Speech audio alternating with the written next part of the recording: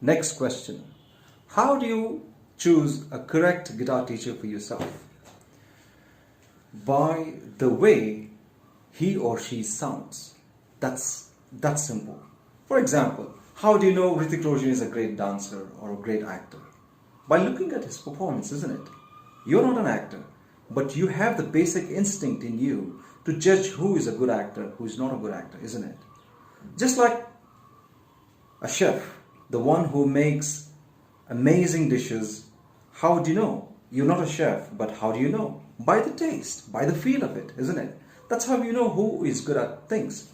So you have to listen to your teacher, and if the teacher is performing better than the course he or she is offering, then that's the teacher you have to go for. For example, I play flamenco. I am a big fan of flamenco style of playing guitar, and I consider myself a student of flamenco as of now. But what I'm teaching is just basics. I'm not taking any advanced course for anybody. Because I'm absolutely comfortable and I have the mastery over the basic course. And that's what we promise and that's what we deliver.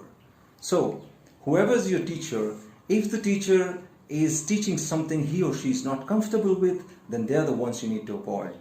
And whoever sounds good to you, whoever style of playing is satisfying to your heart, that's the teacher that you have to choose.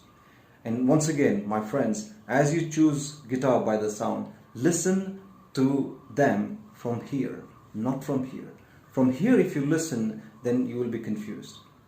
If it touches your heart, if it makes you feel like, oh, this is the person I want to be learning from, then that's the teacher you have to go for. Until next time.